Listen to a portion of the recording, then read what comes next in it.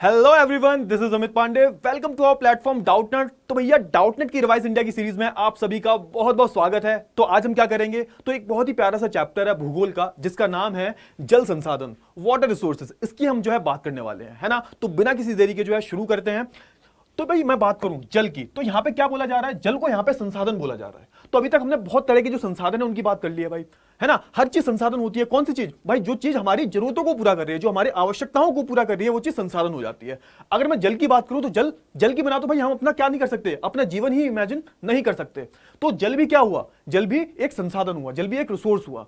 तो इसके बारे में जो है हम डिटेल में कवर करने वाले हैं पूरे चैप्टर को कम से कम वक्त में, है ना। चलिए तो शुरू करते हैं। तो सबसे पहले कुछ जो रोचक तथ्य हैं किसके बारे में, पानी के बारे में, उसे जल के बारे में जो है उसकी बात करने वाले हैं। तो आपको यह पता होना चाहिए बेटा, हमारी पृथ्वी पे कितना परसेंट पानी है। तो 70%, लगभग 71% पानी है और लगभग 29% क्या है, जमीन है। ठीक है ना। अब मैं बात करूं उस पानी की, तो यहां पे 97.5% जो पानी है उसमें क्या है, उसमें समुद्र है और सागरों से भरा हुआ है। आप कहोगे सर इतना सारा पानी है, फिर पानी की इतनी किल्लत क्यों होती है। तो बेटा ये जो पानी होता है वो खारा होता है, वो पीने योग्य नहीं होता, है ना। ऐसा लगता है कि एक गिलास पानी में ना कम से कम आपने 1-2-3 चम्मच नमक डाल दिया, इतना खारा पानी होता है समुद्र का।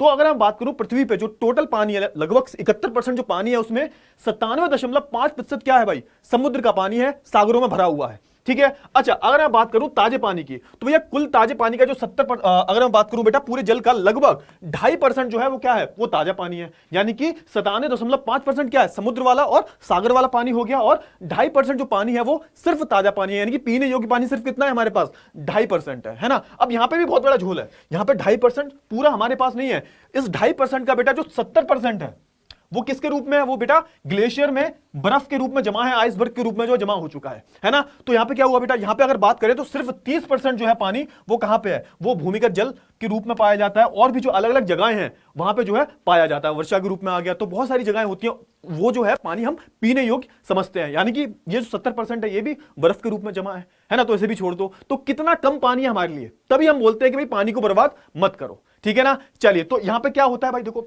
अच्छा, ऐसा अनुमान भी लगाया जा रहा है कि 2025 तक क्या होगा, भारत की जो गिनती होगी वो उन क्षेत्रों में होगी जहां पे क्या है, जहां पे पानी की बहुत ज्यादा किल्लत होती है। अगर मैं बात करूं प्रति व्यक्ति प्रति वर्ष जो जल है वो भारत में, वो क्या है, वहां पे जो भारत का स्थान है वो बहुत बेकार है। कितना है, तो 133वां है। यानी कि प्रति व्यक्ति कितनी भाई वर्षा होनी चाहिए, प्रति व्यक्ति प्रति वर्ष कितना जल उसे मिलना चाहिए, वर्षा नहीं सॉरी, जल की बात कर रहा हूं, जल कितना मिलना चाहिए। तो वो जो है वहां पे भारत का स्थान बहुत बेकार है, 133वां है।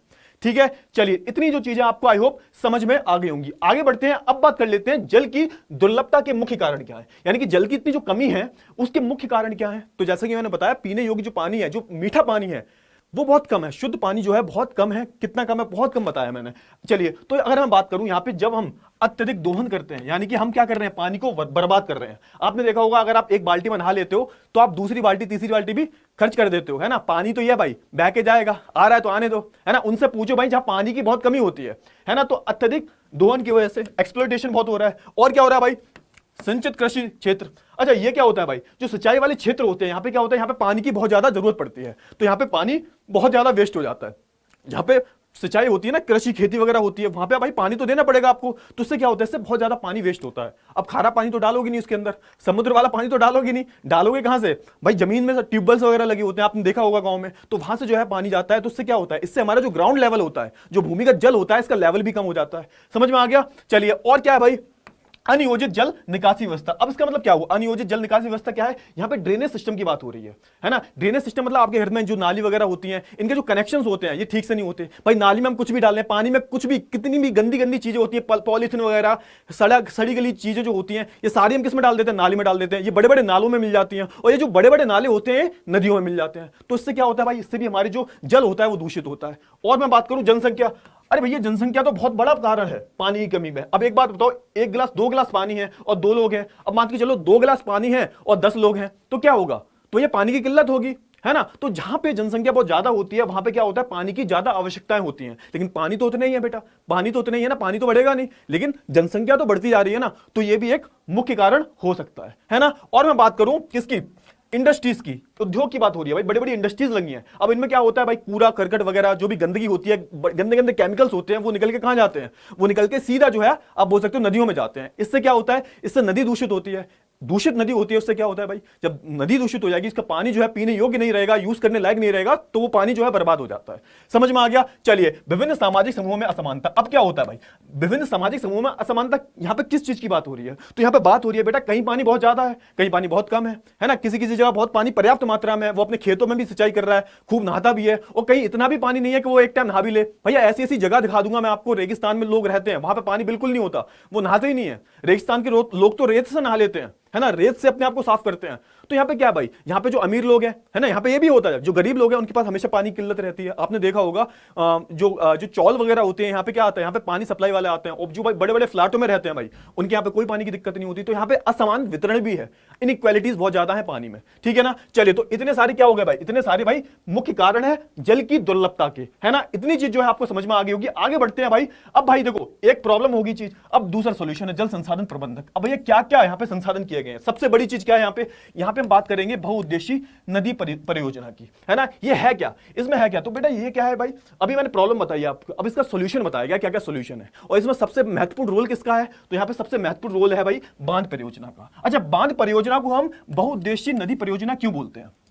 क्यों बोलते हैं? क्योंकि ये एक से ज्यादा उद्देश्यों को हमारा पूरा करती है। अगर मैं बात की बात करूं, बांध क्यों होते हैं, तो मैं एक स्ट्रक्चर बना के दिखाता हूं। मान के चलो ये नदी जा रही है, नदी जा रही है ना। अगर इस नदी का बहाव बहुत तेज है, इस बहाव को तेज करने के लिए बीच में तो दीवार खड़ी कर दी जाती है ना। और ये जो बीच में आप देख रहे हो ना, पूरा एक बहुत बड़ा क्या बना दिया, ताल सा बना दिया जाता है, रिजर्वॉयर बना दिया जाता है। तो इसे हम क्या बोल देते हैं? इसे हम बांध बोल देते हैं, है ना। इसे हम क्या बोलते हैं? इसे स्पिलवे बोलते हैं। ये जो पानी को रोक देता है, जैसे मैं आगे इमेज भी लाऊं, आप देख रहे हो ना, देखो ये पूरा जो इमेज है, देखो ये क्या है, ये पूरा बांध है। यहाँ पे आपको पानी दिख रहा होगा, ये सब, है ना। तो पानी की डायरेक्शन को बदलने के लिए, उसके बहाव को धीरा करने के लिए, और उसके पानी को रोकने के लिए जो है हम किसका इस्तेमाल करते हैं? हम भाई बांधों का इस्तेमाल करते हैं। और किस किस के लिए इस्तेमाल होता है भाई? ये बिजली उत्पादन के लिए भी जो है इस्तेमाल किया जाता है ना। और किसके लिए इस्तेमाल किया जाता है? इन नदियों का, बड़ी बड़ी नदियों को पानी रोक के जो है यहाँ पे कहां भेजा जाता है? नहरों में। जो नहर होती है वहां पे भेजा जाता है। आपने देखा होगा आपके गांव में या फिर आपके कस्बे में नहरें निकलती हैं, वो कहां से निकलती है? इन नदियों से ही निकलती हैं। तो इस बांध की मदद से जो है हम क्या करते हैं? उसका बहाव बदलते हैं। उसका जो बहाव होता है, पानी का जो बहाव है वो बदल देते हैं हम, उसकी जो दिशा है वो बदल देते हैं। तो इतना काम होता है। बांध होता क्या है बेसिकली? तो याद रखना, बांध से क्या होता है, हम या तो पानी, जो नदी का पानी है उसे रोक देते हैं, या उसका क्या कर देते हैं, उसका जो फ्लो है, जो उसकी रफ्तार है वो कम कर देते हैं। ये सारी जो चीजें वो हम कर देते हैं, ठीक है ना। चलिए, अब इसमें क्या होता है बेटा, बाढ़ की रोकथाम भी होती है। किससे होती है रोकथाम? देखो बाढ़ की रोकथाम कैसे होगी। मान के चलो ये पानी जा रहा है ना। अब यहाँ पे आपने बहुत बड़ा कोई स्ट्रक्चर बना दिया, ठीक है। अब मान के चलो कभी कभी बारिश बहुत ज्यादा आ जाती है, तो इससे क्या होता है, बाढ़ का खतरा बढ़ जाता है। बाढ़ का खतरा कैसे बढ़ता है? जब बारिश आएगी तो बहाव ज्यादा हो जाएगा। अभी ऐसे ऐसे बह रही है, तो जब बारिश आएगी तो ज्यादा ज्यादा बहने लगेगा, है ना। ज्यादा जब बहेगा तो आसपास का जो एरिया है यहाँ पे भी तो पानी जाएगा, है ना। तो यहाँ पे जब अगर आप बांध बना दोगे, पूरा बड़ा सा बांध बना दोगे, तो उससे क्या होगा? उससे भाई पानी कितना ही भर जाए तो क्या होगा? इससे बाढ़ नहीं आएगी, है ना। उससे बिल्कुल भी जो है बाढ़ नहीं आएगी। इससे बाढ़ की जो है समस्या भी दूर हो जाती है ना। तो यहाँ पे बाढ़ जो है इतनी जो है रोकथाम करता है। अब देखो हर चीज के क्या होते हैं, एडवांटेज भी होते हैं और डिसएडवांटेज भी होते हैं। तो यहाँ पे डिसएडवांटेज भी हैं। क्या क्या है देख लेते हैं। चलिए, अब क्या होता है, देखो बांध के बनाने के जो है दुष्प्रभाव क्या है। तो बांध के बहाव से जो है क्षेत्र में आने वाली जो है जमीन का एक बड़ा हिस्सा डूब जाता है ना। जहां बांध बनता है बेटा, वहां क्या होता है, वहां पे आसपास के जो लोग होते हैं उन्हें खाली करवाया जाता है ना। वहां के आसपास के लोगों को खाली करवाया जाता है, तो क्या होता है, वहां पे जो लोग हैं जो एक जगह से दूसरी जगह जो है उन्हें शिफ्ट करना पड़ता है। तो ये समस्या होगी। बांध बनाने के लिए जो है कई एकड़ जमीन जो है खाली करवानी पड़ती है। ये भी हो गया, है ना। ये मैंने बता दिया। जमीन के, ठीक है, जलमग्न होने से पर्यावरण पर भीषण समस्या आती है। पर्यावरण पे भीषण, यहाँ पे क्या होता है, यहाँ पे जो इसकी लाइफ होती है, एक्वेटिक लाइफ जो होती है, यानी कि जो मछली वगैरह जो भी रहते हैं, तो उन पे बहुत असर पड़ता है। कैसे असर पड़ता है भाई? देखो, अब मान के चलो यहाँ पे पानी है, यहाँ पे पानी, यहाँ पे बहुत सारी मछलियां तैर रही हैं। अब ये जो पानी है ना, ये इधर खोल दिया जाएगा। जब ये खोल दिया जाएगा तो बहुत सारा पानी बह के आएगा। अब नीचे क्या हो जाएगा, नीचे बहुत दिन से पानी आया नहीं है, तो यहाँ पे क्या होगा, यहाँ पे जो एक लाइफ होती है, एक्वेटिक लाइफ जो होती है, यहाँ पे मछलियां रहती हैं, अपना वो जो यहाँ पे अंदर बहुत सारी घास वगैरह होती है उसे खाती हैं। अब नीचे तो उन्हें पत्थर ही मिलेंगे ना, तो इससे क्या होता है, पूरी जो एक्वेटिक लाइफ होती है ना वो भी अफेक्ट होती है बेटा, है ना। तो इससे जो है आप बोल सकते हो भीषण जो है पर्यावरण की समस्या भी हो जाती है। जैसे ये जो, और इसके लिए कई आंदोलन भी चलाए गए हैं। कौन से आंदोलन? तो याद रखना, नर्मदा बचाओ आंदोलन और टिहरी बांध आंदोलन, ये इन्हीं के लिए जो है बनाए गए थे। लोगों ने प्रोटेस्ट किया। किससे क्या होता है, इससे जो है हमारा आसपास का पर्यावरण है ना वो अफेक्ट होता है, ठीक है ना। चलिए, बांध के निर्माण के लिए जो है कई बार स्थानीय लोगों को जो है अपनी जमीन छोड़कर जाना पड़ता है। ये मैंने आपको जो है ऑलरेडी बता दिया है, ठीक है ना। तो इतनी ज्यादा जो है समस्याएं हो जाती हैं, बहुत सारी समस्याएं होती हैं बेटा। देखो हर चीज के एडवांटेज होते हैं तो डिसएडवांटेज भी हो जाते हैं। पर्यावरण पर बहुत असर पड़ता है, इसका बहुत असर पड़ता है, ठीक है ना। तो यहाँ पे दूसरी चीज क्या है, दूसरी चीज ये भी है कि इससे फायदे भी बहुत मिल रहे हैं। बिजली मिल रही है भाई, बिजली भी मिलती है इससे, तो है ना। तो ये जो चीजें हैं बेटा आपको याद रखनी है, ठीक है, चलिए अब बात कर लेते हैं किसकी, अब बात कर लेते हैं वर्षा जल संग्रहण की, यानी कि वर्षा के जल को जो है, जो बारिश हो रही है उसको क्या करना, इकट्ठा करना है ना। तो यहां पे सबसे पहले क्या आ जाता है भाई, तो यहां पे सबसे पहले आ जाता है बेटा छत वर्षा जल संचय, यानी इसे क्या बोलते हैं, इसे बोलते हैं roof top rain water harvesting system. इसमें क्या होता है, ये सबसे ज्यादा कहां प्रैक्टिस किया जाता है, जहां पानी की किल्लत होती है। अगर हम बात करूं राजस्थान की, है राजस्थान में क्या होता है, मान के चलो एक छत है, जैसे मान के चलो ये दिख रहा है आपको, ये क्या है, छत पर पानी भर जाएगा, है ना।